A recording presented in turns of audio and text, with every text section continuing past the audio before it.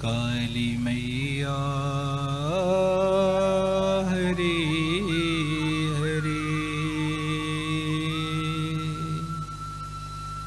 हरे मैया हरे मैया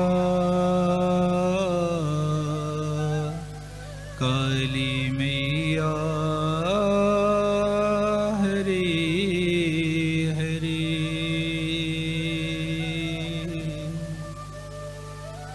हरे मैया हरे मैया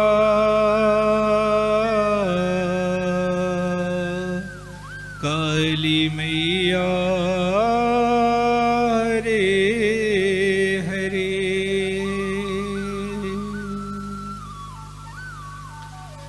हुम्मा काली मेरी स्वामिने मैं हूँ माँ तेरो दास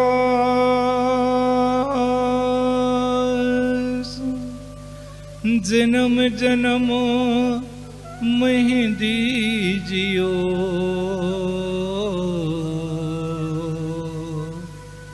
अपने चरणों में वास।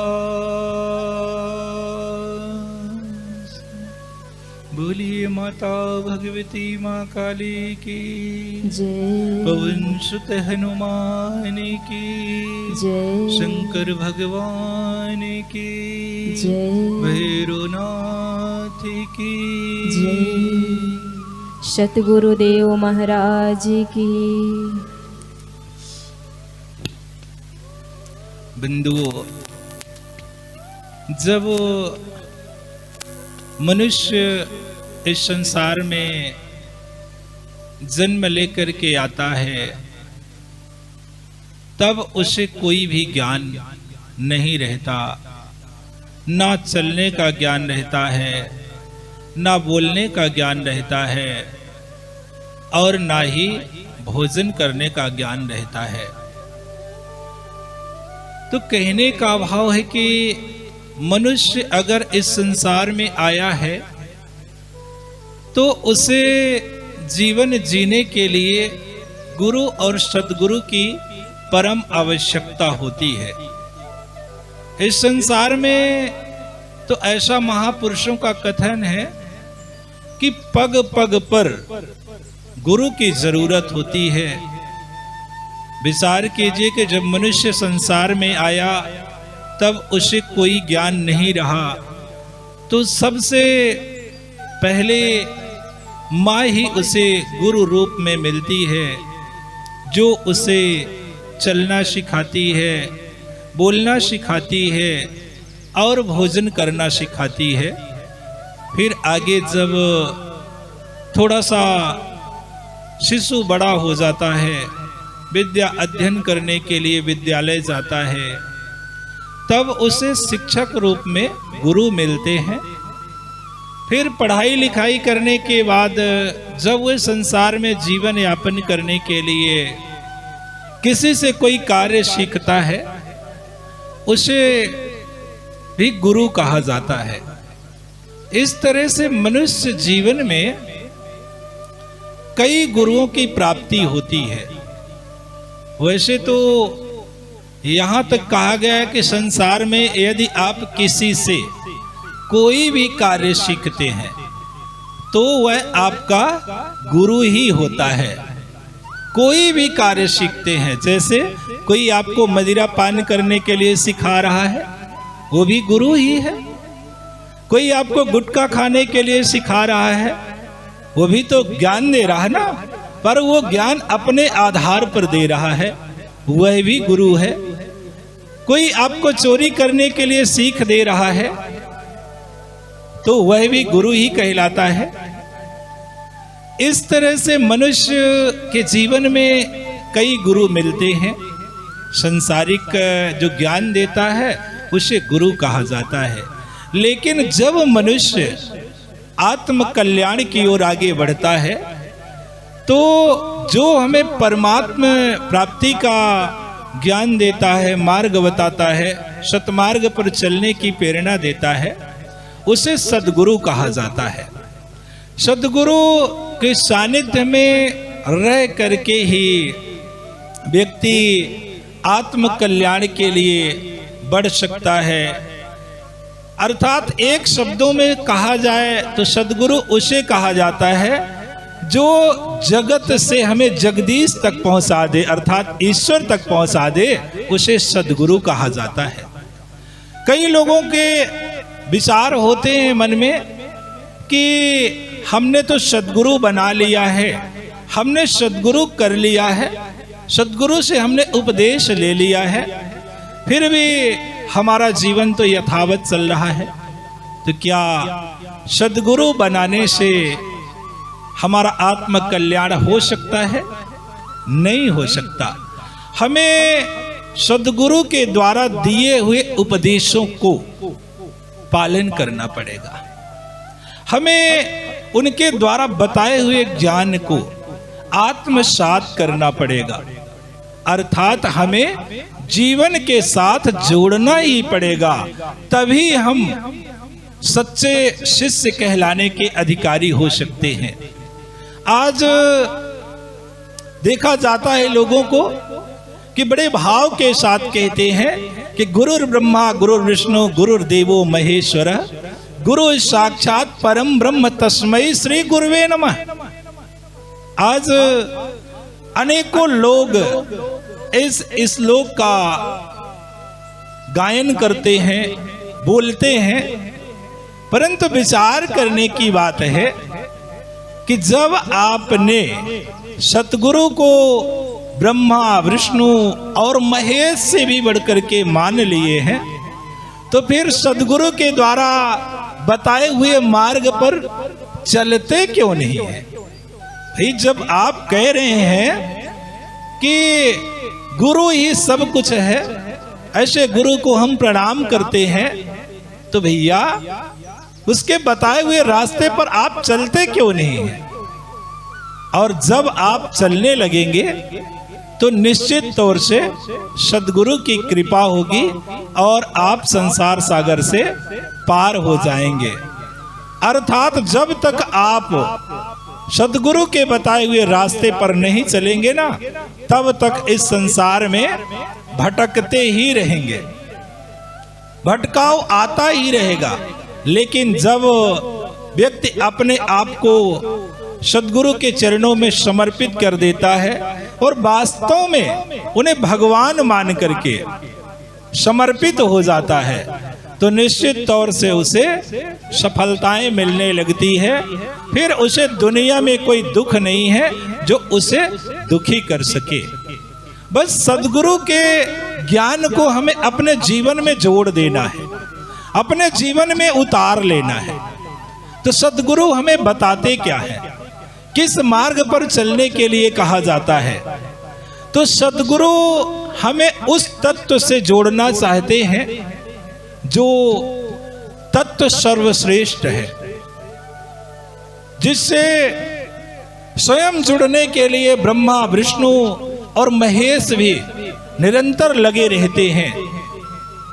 उसी तत्व से तो वास्तव में जो सद्गुरु होता है, जो परमात्मा को जानता है, परमात्म वेत्ता होता है, तो वो हमें मुख्य स्थान तक ले जाता है जहां से मनुष्य का पुनर्जन्म नहीं होता।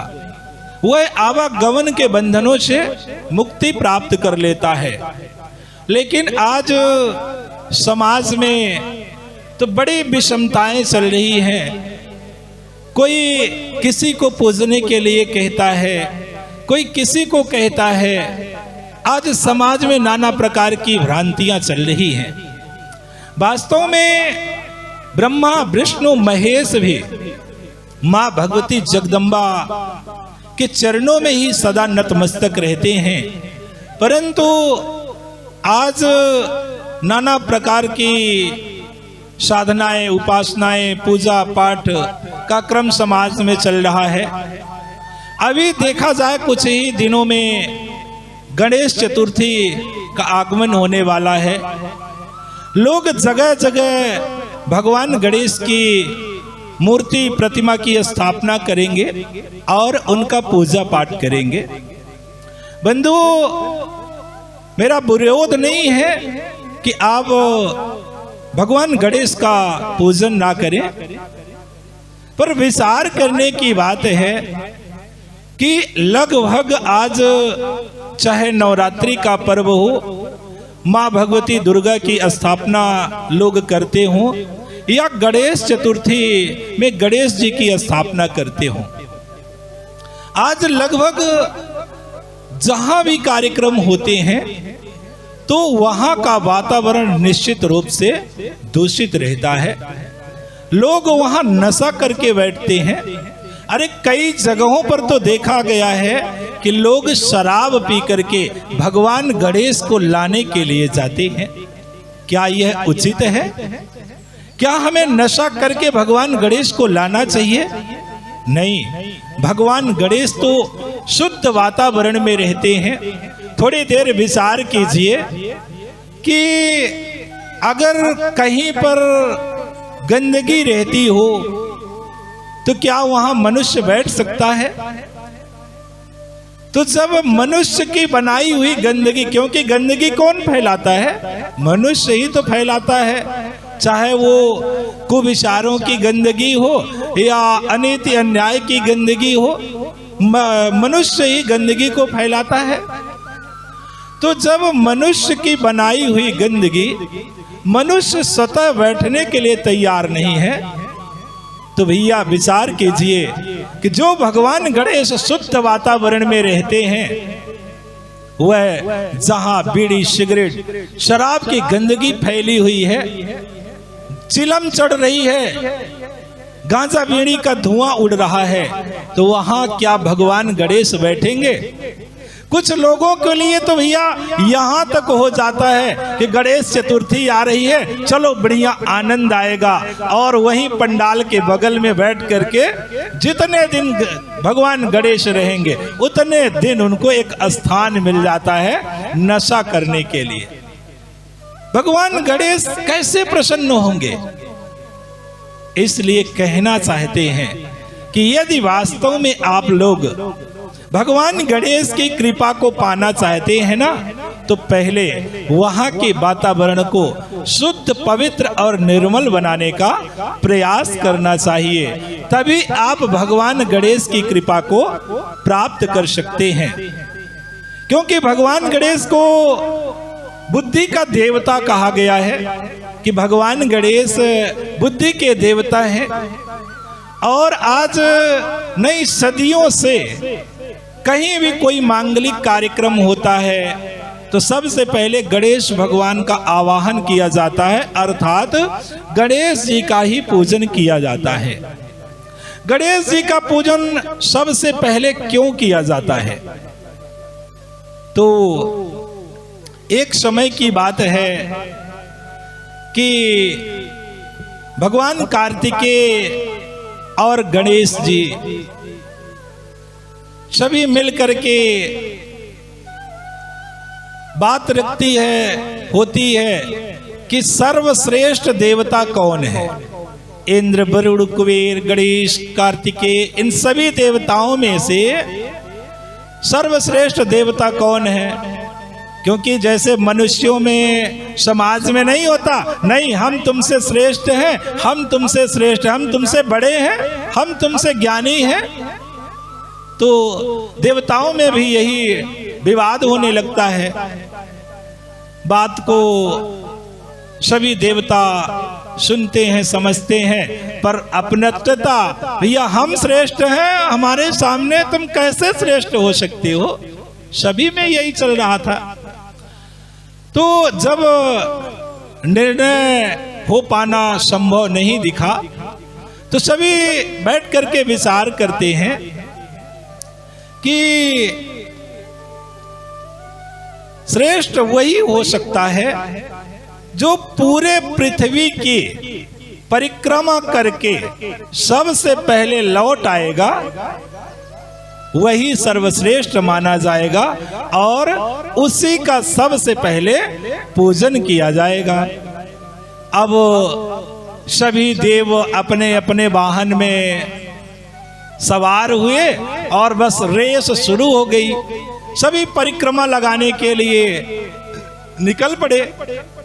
सभी अपने अपने वाहन में जब चलने लगे तब गणेश जी मोटे तगड़े, है ना, और उनका वाहन क्या, चूहा मूस वाहन था उनका। लोग खिल्ली मजाक उड़ाने लगे कि अरे तू काहे के लिए जा रहा है बिना मतलब का व्यर्थ में, तेरा वाहन हम लोगों के वाहन की बराबरी कैसे कर पाएगा। ऊपर से चूहा मूस और ऊपर से तू मोटा तगड़ा, अरे काहे के लिए उठ रहा, तू बैठा रहिए। सभी देवता मजाक उड़ा करके और वहां से अपने अपने वाहन में सवार होकर के पृथ्वी की परिक्रमा करने के लिए निकल पड़ते हैं। इधर भगवान गणेश विचार करते हैं कि इनके वाहनों के सामने हमारा तुच्छ छोटा सा चूहा मूस कैसे इनकी बराबरी करेगा।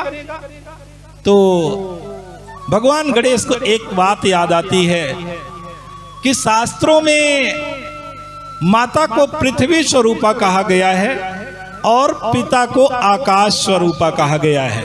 अर्थात माता को पृथ्वी माना गया है और पिता को आकाश के बराबर माना गया है, शास्त्र कहते हैं। भगवान गणेश के दिमाग में ये बात आ जाती है तो वो सीधा जहां शंकर जी और पार्वती जी बैठे थे वहां पहुंच जाते हैं। अब माता पार्वती जी बैठी थी दूर और भगवान भोलेनाथ आंख बंद करके अपने में लीन थे, ध्यान कर रहे थे। भगवान गणेश जाते हैं, पहले तो माता जी को प्रणाम करते हैं। भाई राम जी ने भी, गोस्वामी जी यही लिखते हैं राम जी के लिए कि प्रातः काल उठ के रघुनाथा मातु पिता गुरु नावई माथा। पहले माँ को ही प्रणाम करते हैं, फिर पिता को प्रणाम करते हैं और इसके बाद सद्गुरु को प्रणाम करते हैं, गुरु को प्रणाम करते हैं। तो गणेश जी पहले माता जी के पास जाते हैं, उनको प्रणाम करते हैं। प्रणाम करने के बाद भगवान भोलेनाथ के पास जाते हैं, अर्थात पिताजी के पास जाते हैं, उनको भी प्रणाम करते हैं। और प्रणाम करने के बाद माता जी से हाथ जोड़ करके कहते हैं कि मैया थोड़ा आप प्रभु के पास आकर के बैठ जाइए। माता पार्वती जी भी सोचती हैं कि आज गणेश जी ऐसा क्यों कह रहे हैं कि आप आकर के पिताजी के पास बैठ जाइए, प्रभु के पास बैठ जाइए। ऐसा विचार करते हुए माता पार्वती जी भगवान शंकर के पास आकर के बगल में बैठ जाती हैं। भगवान शंकर की भी आंखें खुल जाती हैं और विचार करते हैं कि आज गणेश जी को हुआ क्या, ये पास में क्यों बैठा रहे हैं। और जब दोनों बैठ जाते हैं, माता पिता मने माता पार्वती जी और भगवान भोलेनाथ दोनों अगल बगल बैठ जाते हैं, तो फिर भगवान गणेश पृथ्वी मान करके और आकाश मान करके माता पिता को 3 परिक्रमा लगा करके फिर प्रणाम करते हैं। जब प्रणाम करते हैं तो भगवान शंकर कहते हैं कि बेटा गणेश, आज ये परिक्रमा क्या बात है, क्या हो गया है।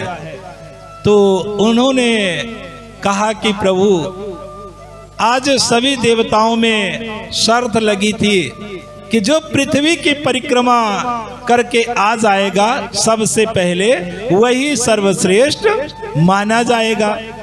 तो हमने शास्त्रों में, वेदों में पढ़ा था, सुना था कि पृथ्वी स्वरूपा माता होती है और पिता आकाश स्वरूप होते हैं। तो हमने दोनों की एक साथ ही परिक्रमा कर लिए, वो भी 3 बार हमने परिक्रमा कर लिया है। भगवान शंकर भी विचार करते हैं कि बड़ा उत्तम बुद्धि है, बहुत अच्छे विचार हैं। अब भगवान गणेश तो बढ़िया अपने छोटा सा चूहा लिए वहीं बगल में बैठ गए। अब इधर सभी देवता परिक्रमा लगा लगा करके आ रहे हैं, क्रमशः आते चले जाते हैं। गणेश जी को वहां बैठे हुए देखते हैं तो कहते हैं, आपस में चर्चाएं करते हैं कि हम लोगों ने ठीक कहा था ना कि इसका वाहन मूस है, चूहा है, कैसे जाएगा आगे, कैसे परिक्रमा करेगा, हम लोगों की बराबरी कैसे कर पाएगा, इसलिए ये गया नहीं है, यही बैठा है। अब भगवान विष्णु भी आ जाते हैं, फैसला होना है ना, भगवान विष्णु जी भी आ जाते हैं, ब्रह्मा जी भी आ जाते हैं, और भगवान शंकर तो पहले से ही थे। सभी देवता जब परिक्रमा करके क्रमशः आ जाते हैं, अब निर्णय की बारी आती है तो कहा गया कि भाई सबसे पहले ये आए हैं तो सर्वश्रेष्ठ देवता ये हुए, लेकिन आपस में ही देवता फिर उलझ गए। तो भगवान विष्णु को निर्णय करने के लिए कहा गया। अब शंकर जी ने भगवान विष्णु को बता दिया कि ऐसी ऐसी बातें हैं। अब जब विष्णु का निर्णय आया तो भगवान विष्णु कहते हैं कि इन समस्त देवताओं में से सर्वश्रेष्ठ बुद्धिमान और अग्रगण्य पूजा के योग्य तो केवल गणेश जी हैं। सभी देवता में उथल पुथल मच गई कि भैया इन लोगों ने, क्या आप लोगों ने गणेश जी को कहीं रास्ते में पाया है क्या परिक्रमा करते हुए? बोले नहीं, हम लोगों ने तो नहीं पाया। हम लोग जब यहाँ से निकले तब भी गणेश जी यहीं बैठे थे, और जब लौट करके आए तब भी यहीं बैठे थे। कोई इन्हें रास्ते में पाया ही नहीं, इन्होंने परिक्रमा करने के लिए निकले ही नहीं, फिर कैसे पूजा के योग्य हो गए, सर्वश्रेष्ठ हो गए? भगवान विष्णु कहते हैं कि गणेश जी ने, ये सत्य है कि पृथ्वी की परिक्रमा उन्होंने नहीं किया है, लेकिन पृथ्वी और आकाश दोनों की परिक्रमा करने का एक साथ फल उन्हें मिल गया है। बोले कैसे मिल गया है? तो शास्त्रों में कहा गया है कि पिता आकाश स्वरूप होते हैं और माता पृथ्वी स्वरूपा होती है। तो भगवान गणेश जी ने माता पिता को एक साथ बैठा करके 3 परिक्रमा किए हैं, इसलिए वह पृथ्वी और आकाश की 3 परिक्रमा कर चुके हैं। उन्होंने अपने बुद्धि का उपयोग किया है और तुम लोग इस पृथ्वी की परिक्रमा करने के लिए निकल पड़े, अपने बुद्धि का उपयोग नहीं किए। इसलिए भगवान गणेश को सर्वश्रेष्ठ कहा गया है और सबसे पहले उन्हीं की पूजा होती है, क्योंकि वो सर्वश्रेष्ठ बुद्धिमान है। अब पूजा क्यों होती है? ये भी बात आती है ना कि पूजा क्यों होने लगी? बुद्धि से श्रेष्ठ है तो पूजा क्यों होने लगी? क्योंकि जो व्यक्ति बुद्धि से श्रेष्ठ है, अर्थात जिसके अंदर ज्ञान है, जिसके अंदर ज्ञान है, वही तो हर कार्य में सफल हो जाता है। तो यहाँ पर ये बताया गया है कि अगर व्यक्ति के अंदर ज्ञान है, बुद्धि है, तो उसे सर्वश्रेष्ठ समझना चाहिए। लेकिन आज का युग तो कोई किसी से कम ही नहीं है, सभी अपने आप को बुद्धिमान लगाते हैं। यही कारण है कि आज समाज में एक दूसरे के प्रति बैर भाव है, प्रेम भाव नहीं है। इसलिए हम सबको चाहिए कि जो व्यक्ति श्रेष्ठ हो ज्ञान में वयोवृद्ध हो, उम्र से नहीं, ज्ञान में वयोवृद्ध हो, उसका हमें सम्मान करना चाहिए, उससे हमें ज्ञान का अर्जन करना चाहिए। तो निश्चित तौर से हम सभी का जीवन सफल हो सकता है, आनंदमय हो सकता है।